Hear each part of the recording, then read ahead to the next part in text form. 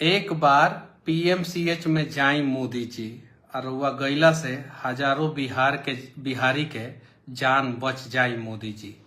हम काहे ऐसन कहतानी, काहे कि जब रउआ बिहार आवेनी तो भोजपुरी में बोलेनी, शुरुआत राउर भाषण के भोजपुरी से होला, ठीक बाटे। फिर छठ पे रउआ बढ़िया तरीका से बोलेनी, बिहार के बहुत प्रशंसा करेनी, बिहार से अपन संबंध के जोड़ेनी। लेकिन आज बिहार के सबसे बड़ा समस्या जौन बाटे वो भ्रष्टाचार, बाढ़, पलायन और अस्पताल में जो व्यवस्था बाटे ऊ बाटे। तो उम्मीद बाटे रउआ जो बिहार आवतानी, पटना के सड़क के एकदम चकाचक कईल जाता, पूरा अच्छे ढंग से जो है पटना के सड़क के साफ कईल जाता टे, एकदम टकाटक। एगो सफाई कर्मी पे जौन बाटे हम देखनी है 3-3 गो अधिकारी खड़ा होके सड़क साफ करवावता टे लोग। रुआ के उतने दिखाई लोग जितना से इ लोग के फजीहत ना हो। रुआ के पूरा बिहार एकदम चकाचक इ लोग दिखाई लोग। ऊपर से जौन बाटे ऐसन दिखाई लोग बिहार के स्थिति कि बिहार के स्थिति बहुत बढ़िया बा। पार्टी में भी रह के हम इहे सब काम करत रहनी। अगर एक्सप्रेसवे के पुल गिर जात रहे तो का वहां हमार ई फर्ज बनता कि हम ई बोली कि ना ना बहुत बढ़िया बाटे, दूसर का पुल गिराव, कि वहां ई फर्ज बनता कहीं कि हाँ भाई अगला बार से गिराइब तो नितिन गडकरी जी तारा के जौन बाटे फेंक देम अपना ऑफिस से। इहे काम करत रहनी। आरा बक्सर में जाम लागत रहे रोड पे तो हम वीडियो बनावत रहनी। मोदी जी रउआ पटना से विक्रमगंज जौन बाटे ना बाई रोड ना जाए, रउआ जाए हेलीकॉप्टर से या हवाई जहाज से। हवाई जहाज खैर वहां एयरपोर्ट बाना तो हेलीकॉप्टर से जाए मोदी जी। अब रउआ बताई कि पटना से बिहटा होते हुए, आरा होते हुए बक्सर या विक्रमगंज, पीरो विक्रमगंज जब लोग जाला जाम में फंसेला, उ तो रउआ पता ना चली। ओकरा ला केहू ना केहू आदमी चाहिए जे रउआ तक पहुंचा सको। हमर बात के अन्यथा लेला के जरूरत नहीं है। बहुत सारा अखबार में, बहुत सारा जगह पे जौन बाटे छप गई। हम काल कहनी कि मोदी जी के रैली से दूर रहल तो छप गई कि पीएम मोदी की रैली से दूर रहे जनता। मनीष कश्यप बीजेपी नेता बोले कार्यकर्ता पैसे लेकर सभाओं में जुटाती है भीड़, 100 रुपया में बिक जाती है जनता। ऐसा तो हम बोल रहा हूँ नहीं कि, लेकिन लिख दहल गई बाटे, बोल रहा हूँ नहीं कि ऐसा। हमार लाइव बाटे, जाके देख सकते हैं। हम कहतनी कि बस भेजल जाला, बस भेजला के बाद ओकरा बाद से पैसा के लालच देवल जाला।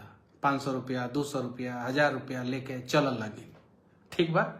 जाला लोग रैली में तख्ती ले आवेला लोग, इमोशनल बात लिखल रहेला, ओकरा के मोदी जी रुआ कहनी लाओ जी उस तख्ती को लेके आओ जी, लोग लेके जाला। रुआ के कह दल जाला कि मोदी जी कही ना कि मोतिहारी में आयल बानी तो अगला बार जौन बाटे ये चीनी मिलवा के चाय पियम रउआ, और वही बात कह देवे नहीं। वहां के नेता कह देवेला लोग कि कह दी चीनी मिल चालू हो जाए, अब किताब वोट में जीत जाए। चनपटिया के चीनी मिल चालू हो जाए, जीत जाए। चकिया के चीनी मिल चालू हो जाए, जीत जाए। मोतीपुर के चीनी मिल चालू हो जाए, जीत जाए। और रउआ कह देवे नहीं। और बाद उ नेता लोग रउआ से याद ना दिवावेला लोग कि मोदी जी रउआ कहले रहनी। अगर उ नेता याद दिवा दी तो हम दावा के साथ कहते नहीं रउआ वो चीनी मिल चालू करा दे, लेकिन रउआ के याद ना दिवावेला लोग। ये चीज बटे पीएमसीएच जाई मोदी जी, एक बार भेष बदल के जाई। इस पॉसिबल नहीं के, इलॉजिकली सवाल हो गई। आज के आधुनिक दौर में राजा जौन बाटे भेष बदल के कहीं नहीं खे जा सकता। डिजिटल जमाना बा, हर जगह सीसीटीवी लगल बा, बहुत सारी चीजें। रो अपन आदमी के भेजी पीएमसीएच में और सच्चाई पता करी मोदी जी का होता हुआ। काहे 37 करोड़ के अस्पताल जौन बाटे उद्घाटन से पहले जौन बाटे उनमें क्रैक आ जाता। काहे आ जाता टे, काहे बताइए। चौथा बड़ा इकोनॉमी के हमनी के बात कही जाता है कि बिहार चौथा बड़ा इकोनॉमी बा। रउआ बताइए देश चौथा बड़ा इकोनॉमी बाटे। उस चौथे बड़े इकोनॉमी में बिहार का क्या योगदान है? Shyam steel flexi strong TMT बार, ये स्ट्रॉन्ग के साथ फ्लेक्सिबल भी है। आपदा मुसीबत कोई भी आए, ये घर को अटूट बनाए। जब टीएमटी फ्लेक्सी स्ट्रॉन्ग तो घर रहे हमेशा के लिए स्ट्रॉन्ग। उस चौथे बड़े इकोनॉमी में जो है बिहार के लिए जो है सरकार का क्या योगदान है? सिर्फ सिंपल सवाल, बहुत आसान सवाल पूछ रहा हूं। भोजपुरी में पूछूंगा शायद समझ में नहीं आएगा, काहे कि उतना ही आप बोलते हैं जितना कागजवा पे लिख के दिया जाता है भोजपुरिया। दुनिया का चौथा बड़ा इकोनॉमी भारत बना है। भारत को चौथा बड़ा इकोनॉमी बनाने में बिहारियों का क्या योगदान है, बिहार का क्या योगदान है, और बिहार तथा बिहारियों के प्रति जो है ना सरकार ने क्या क्या किया है, सरकार का क्या योगदान है बिहार के लिए। सिंपल सवाल है, आसान सा सवाल है। मैं नाराज नहीं हूं और ना ही उदास हूं। मेरे साथ जो हुआ आज नहीं तो कल तो किसी ना किसी के साथ होता ही। कोई ना कोई उस भट्टी में जो है वो जलता ही। मेरा हाथ पड़ गया, मैं जला। मेरे से ज्यादा समस्या होता है पीएमसीएच में। लोग मर जाते हैं, कुछ लोग अपनों को खो देते हैं। गलत सवाल नहीं है मेरा, और ना ही मेरा मकसद है कि मैं किसी को अपमानित करूं। मैं कह रहा हूं आप जाइए।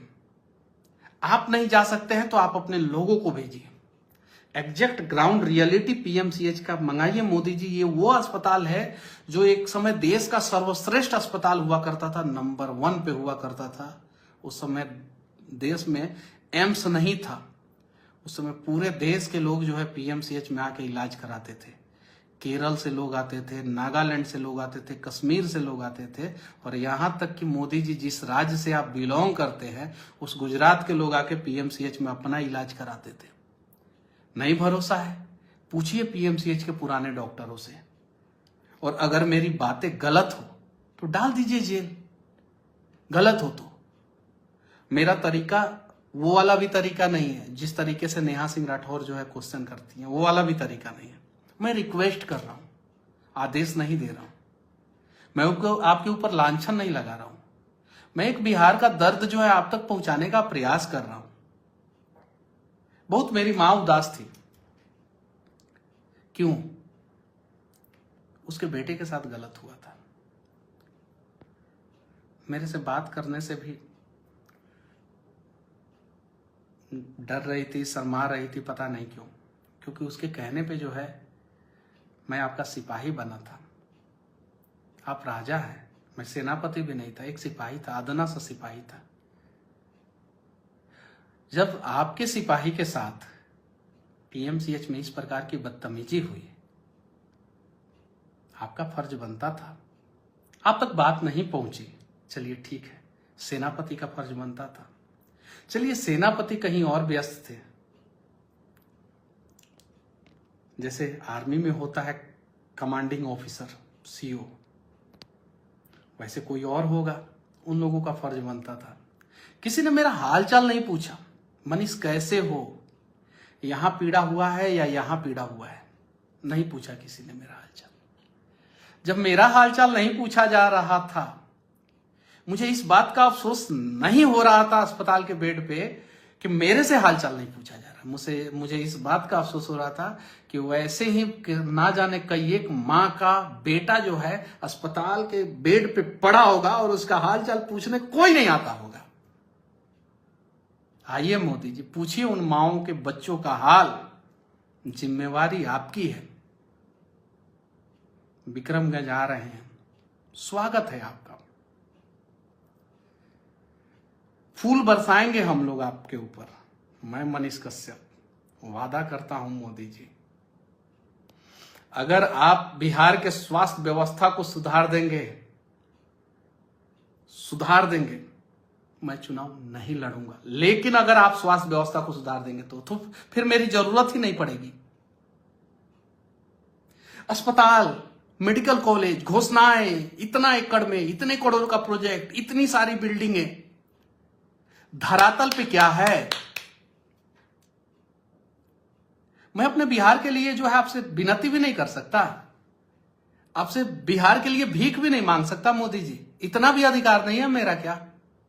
अगर है तो इतना अधिकार मुझे दीजिए मोदी जी, ताकि मैं बिहारियों का दर्द जो है आप तक पहुंचा सकूं और आप बिहार के लिए कुछ कर सकें।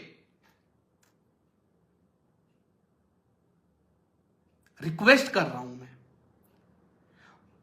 और आप लोगों से कहना चाहता हूं, जाइए, रैली में जाइए, लेकिन जो नेता लेके जा रहे हैं ना आपको, उससे पूछिए कि जब मेरे घर पे कोई बीमार होगा तो तुम इलाज कराओगे? अगर वो हाँ बोले तो चले जाइए मोदी जी की रैली में, और अगर वो आपके घर पे जो है आपदा विपदा आए और उस समय वो नेता नहीं खड़ा हो सकता है, मत जाइए। अगर सच बोलना बगावत है तो समझिए मैं बागी हूं और सच मैं बोलूंगा। मैं उन बिहार की माओं के लिए सच बोलूंगा जिनका बच्चा बीमार है और मां जो है वो रोज मरती है, घुट घुट के मरती है, क्योंकि उसका बेटा जो है बीमार है। ये स्टाइल का मामला है। रूपा फ्रंटलाइन।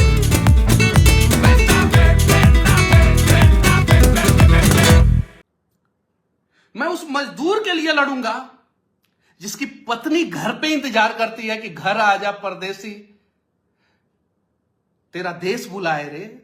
और वो पति इसलिए मेहनत करता है परदेश में कि मेरी पत्नी अगर बीमार हो जाएगी, मेरे बच्चे अगर बीमार हो जाएंगे, मेरे मां बाप अगर बीमार हो जाएंगे, तो मैं पैसा कमा के जो है भेजूंगा, तभी तो इलाज करा पाएंगे।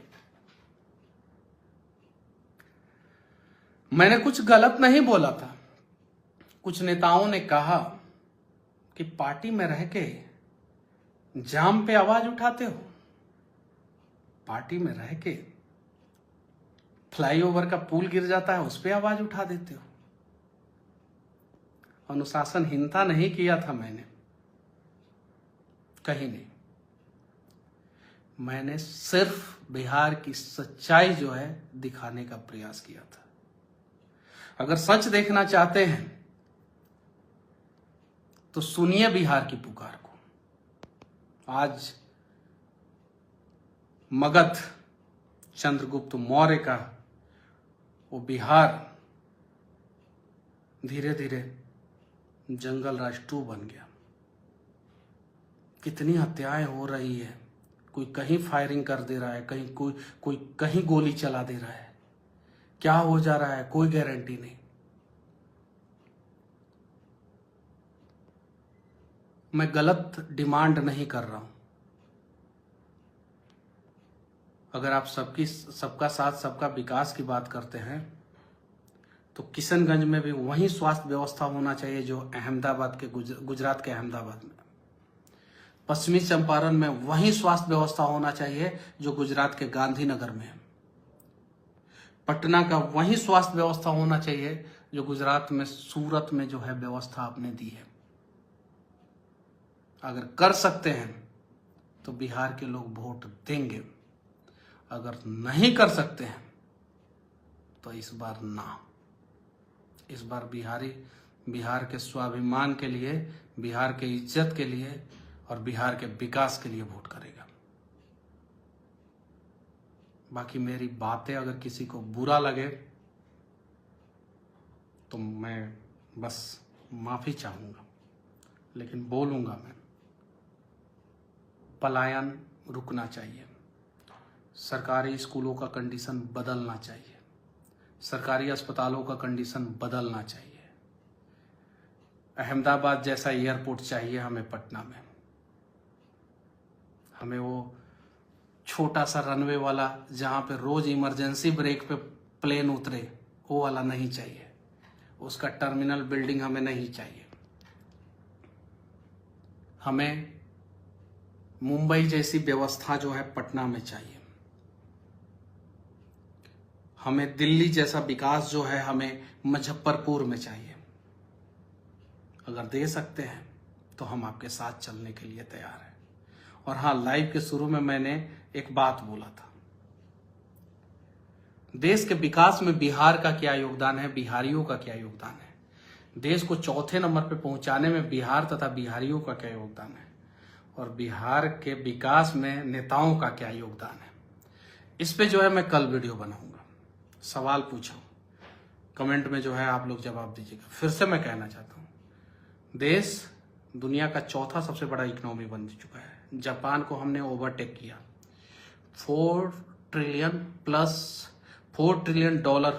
से ज्यादा का इकोनॉमी जो है भारत बन चुका। भारत से ऊपर जर्मनी है, उसके बाद से चाइना है और अमेरिका है। सिर्फ 3 देश भारत से ऊपर है। जर्मनी को हम लोग जो है बहुत जल्द जो है ओवरटेक कर लेंगे, वो 1-1.5 साल में, 2 साल में या 3 साल में। इन सब चीजों के बीच में बिहारियों का क्या योगदान है, बिहारी मजदूरों का क्या योगदान है, देश को जो है वो 11वें नंबर से 5वें नंबर पे पहुंचाने में और 5वें नंबर पे से 4थे नंबर पे पहुंचाने में सारा क्रेडिट तो प्रधानमंत्री जी को मिला। बिहारी मजदूरों को क्या मिला, उनका क्या योगदान है? और फिर 4थे से 3रे नंबर पे पहुंचाने में बिहारी मजदूरों का क्या योगदान होगा? ये सवाल है। इस सवाल का जवाब आप लोग जो है कमेंट बॉक्स में देने का प्रयास कीजिएगा।